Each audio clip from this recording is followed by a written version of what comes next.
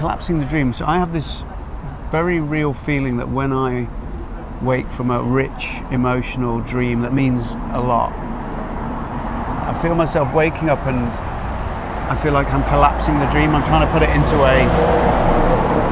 a narrative, a story, trying to put words to it and trying to hold on to it and remember it. But it's escaping from me, this kind of rich emotional feeling. Yeah. It's kind of escaping and then it's gone. Yeah. Sometimes I hold on to it. Does that resonate? Very much so. Yeah. I always get suckered into this as well, where it feels as though there are just there's sometimes an urge, I'll write it down or I'll jot it down on my phone or something like that, and it'll still be there in 10 seconds or 15 seconds. But even in that first 10, 15 seconds, it's gone. Yeah. And by the time you're up and about, actually, especially for me, I'm terrible at remembering dreams. I can barely even remember that I had anything there. Yeah. But it's quite interesting that that's the way it drops off so quickly. Yeah. It feels like a filter, like it's going from multi-dimensional kind of feelings of, and it doesn't even make sense in the dream. You might see your house, but it's not your house, or you might see someone, but it's not them. None of it makes sense, but in the dream it kind of does.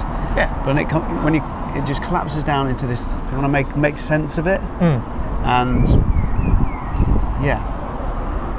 that kind of process to me just feels very strongly of like coming back to this reality, waking up and not taking my subconscious with me. I'm leaving some parts, some emotions behind to just get on with the day, right? Which is important. Yeah. I mean, it fits. I mean, the way I always end up biasing myself and thinking about this is kind of what could be used to explain what's happening within the brain about this. And sleep is really, the brain's hard enough to try and work out what's going on in waking hours, but trying to do any experiments on anyone who's asleep, there's a lot of progress has been made, but it's still a huge, vast frontier of unknown stuff, exciting stuff, but there does seem to be, from what you're describing, I'm immediately starting to think about, there are two almost parallel ways that things are being perceived by the brain, and your day-to-day filtered state of going about your life. It is a very efficient way of processing what's around you, and what's happening in the dream state is totally different. Absolutely nothing at all resembling. You don't get much physically done when you're dreaming, do you? No, exactly. And like, I imagine for the researchers looking at someone that's asleep, it looks like they're doing nothing, or God knows what is going on in there. This person could be dreaming out about being in space or something. But and a good example which keeps coming up is the non-linearity of time in dreams. So how you can be asleep for 20 minutes, but you could have been at work for 3 months during that period. So many different aspects of the way you are perceiving in the dream state, they are so alien to what it's like in a waking state that I think your description is quite good, that you're collapsing something much more complicated into a much more filtered, simple way that the brain works when you're awake. The time element is really interesting because we do a lot of collapsing into time, I think. So we take big concepts, feelings, and we try and collapse them down into like a plan to do something. Or like when we start thinking about a relationship or a job, there's a lot of time has gone past, but we often collapse it down into like little moments or a general feeling about the person.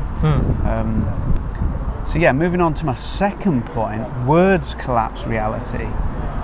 So so get bigger and bigger. I know we've been talking about this, and is anything coming to mind around that? Absolutely. This is quite interesting. To me, it's on the other end of the scale from the dreams, where the dreams are in a dreaming state because you've got all of this openness. Time being a good example, that perception of time, and like you say, different states. The house keeps changing, the people around you keep changing within it. There's no fixedness to a dreaming state. There's so much possibility in different ways, and it keeps shape-shifting, if you like, in the dream. in a way, the opposite end of that is where you're in a waking state and you are collapsing things with a word. Yeah. Now, what a word particularly means to me, I'm assuming will mean the same to you, but it's very boundaried, Yeah. which is the exact opposite Very of boundaried. what's happening in the dream state, Yeah. where the boundaries keep shifting anyway. Yeah. It's just collapsing something down into such a small word or concept. I think emotions are a really good example of that. So if I say I'm angry, you might say that I'm angry to someone, but it's really not conveying it. Like if I was to go mad like the Hulk, then you'd know how I felt a bit more. But even so, you might not know.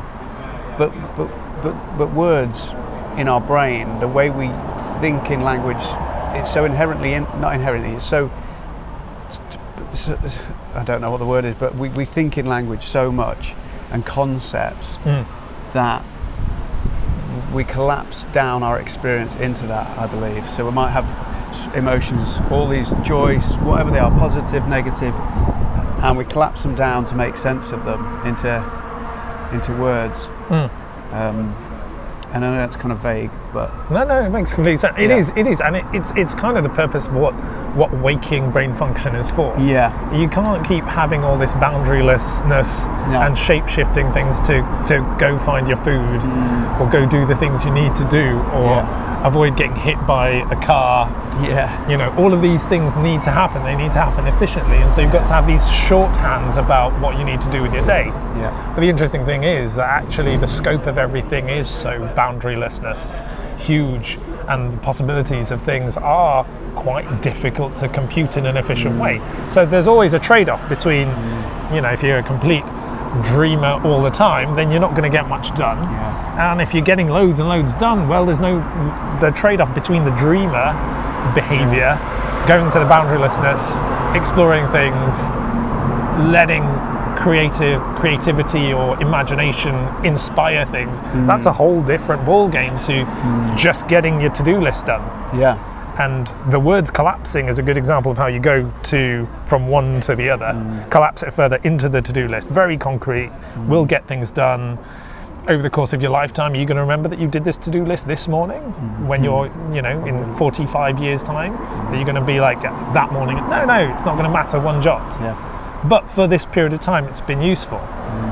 So it's interesting to flip between the two. It is, and I know that the doing, collapsing into cause and effect, into making a to-do list, taking emotions into action is efficient.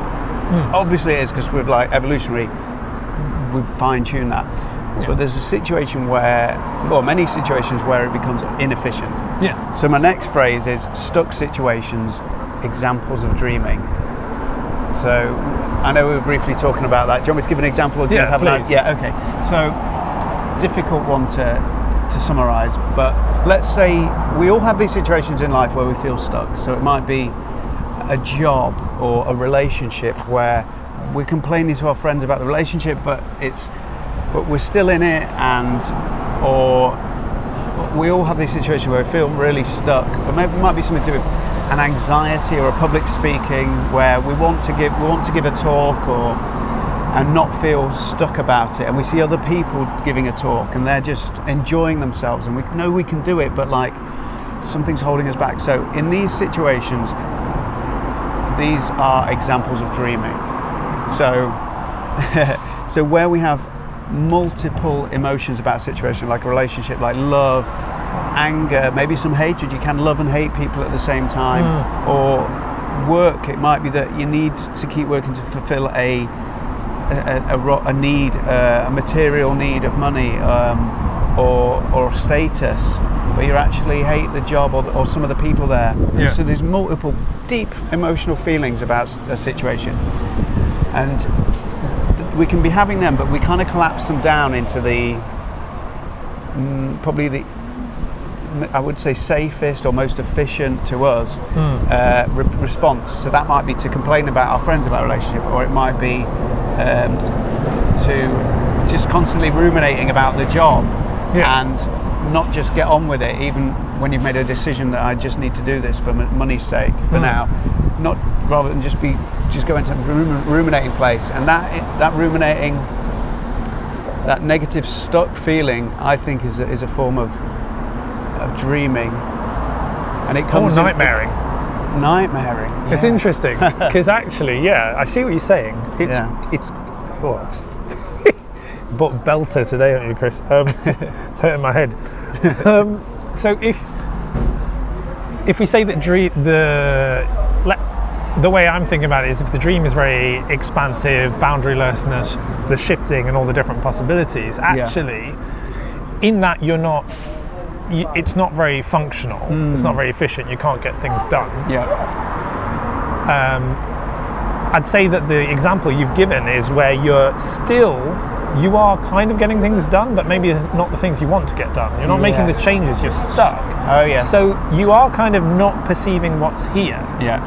You are in a bit of a dream state, but actually it's turned into a bit of a nightmare state in that the similarities I see between the two, it feels a bit, I don't know, in my head I've kind of felt like that from the beginning, the dream state allows more options, whereas what you're describing is a stuckness, a filtered state of repeating patterns again and again, where you've lost that. There's no shape-shifting going on because you know what work's going to be like over and over again. You know exactly how miserable that same pattern's going to be if you feel stuck in that particular job or that role, or if you're having a relationship fight over and over again and not making a change. Then to me, that's not the dream state that we talk of, where you're collapsing all this kind of infinite possibility into the waking life. But it feels more like a nightmarish state where you're still not quite awake. That's very interesting. So I totally agree. I think it's a collapsing in a way that you are collapsing down you have lots of opportunities, whether to leave the job or to keep in the job and just not worry about it, or have some other outlet, or leave the relationship, or go to counselling, or whatever the situation. There are options, and so when you just keep doing the same thing over and over and have that stuck feeling, something has collapsed. The options have collapsed down into the safest kind of form of response, or your go-to response. But I also agree that it's become a nightmare because you're not really thinking in those possibilities. You're not able to even perceive them, really. And often this is not just the individual person. This is the social connections too. A lot of what keeps people stuck is narratives, stories, responsibilities. What would people think? This is my identity. I can't change this now. It's too late. All of these other things, which are not just, I'm choosing to do something differently. There's so much locked in with other people. So the choice is almost partly gone because of that. And it takes time. It takes time and bravery to kind of overcome those. I think it needs a lot of support, which is why these kind of changes of situation aren't easy. And actually not many people do. It's difficult, and what I'm getting now is, on some level, this may make sense. There's a certain, when I say waking up to the true reality of like a situation, that will feel like, I'm taking everything on board. Actually, I love that person and I hate them. Well, that's really hard to reconcile, but I'm doing it in my body anyway. But when it gets to my mind and I'm just ruminating, I'm just taking a nightmare, just stuckness. But actually, there's a lot more going on, and I need to explore that. That's a kind of a waking up. Waking up and thinking, I can hold those things. I don't need to do something with them. That's the collapsing.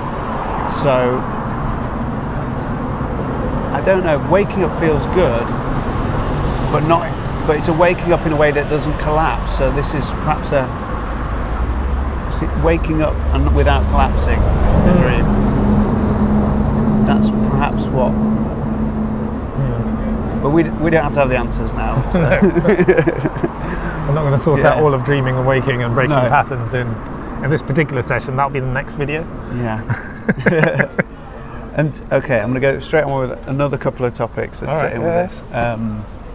So I've written wine tasting. So have you ever had an experience where you've done wine tasting or cigars or anything where someone has gone, you've eaten some food and someone's gone, that tastes like so-and-so, or that wine tastes, peach, I'm getting peach. And then you instantly feel like, oh yeah, it's peach, and you can taste the peach strongly. I've heard that other people can do that. Yeah. It doesn't happen for me. That's interesting. But I can understand that there are super tasters out there. I think everyone's configured slightly differently. Yeah. So you can some people are either super tasters, some people are more suggestible. Yeah. So you can almost alter their perception by certain words. Collapsing their reality. Collapsing their reality by the word that you use. Yeah, okay. Yeah, so like when I get this really feel this, so I'll have a cigar and I'll be like, well, yeah, and then I'll read, oh, chocolate, coffee, hay, oh yeah, it feels such a, I don't know if it's suggestivity, like you say, that's really interesting actually, but it kind of collapses this experience down into something. Yeah. But it also feels quite expansive too, because it's almost like my reality changes with that suggestion. So yeah, it's interesting. There's probably a study on whether suggestivity. Well, I don't know if there's not some research done on this. There should be about suggestibility. Suggestibility and wine tasting. I mean, I'm sure there is. We could probably look it up for another iteration. We should do a crowdfunder for a lot of wine to do that. Okay. Yeah. And carrying on that onto emotions, so emotional wine tasting or emotions tasting. Have you ever had a situation where you're a bit ruminating, you're thinking of what to do, and then you'll watch a film or someone will say something like, oh, you seem really worried, or oh, you're really angry, or that sounds like quite a hard situation, and you go, oh yeah, and you kind of let go of needing to do anything. You let go of that collapsing that experience down into a doing or a ruminating or a concept, and for a few moments you just go, oh yeah, I feel, and then the emotion. So it's similar to the wine tasting, like where something has made you think of something. It could be a song where you've gone, you played that and you've just gone, oh, I feel a bit of hope there, and that's activated something. And oh, absolutely. Yeah, I'm very manipulated by music, and I use it to manipulate myself at different times of the day. Yeah. So if I need to be productive, there are things I can listen to. Yeah, I love that. And working to Aphex Twin drugs gets me in a certain trying to process things mood. But aside from music, I suppose the only other person who's my wife is excellent at telling me how I feel, and then I fall into line with it. Yeah, but I feel it's just like, well, it's very similar for me, the experience with wine tasting or cigars or food. Yeah, it's somehow that collapsing it into a word can then allow it to expand, because like when you name something, you're like, it just pauses for a moment to give you, and even though the words collapse experience down into a limited framework, maybe it opens a door into the room of that word. Yes. So you get to explore things down there. Yeah. Super interesting. Yeah. I'll leave it there. It's good.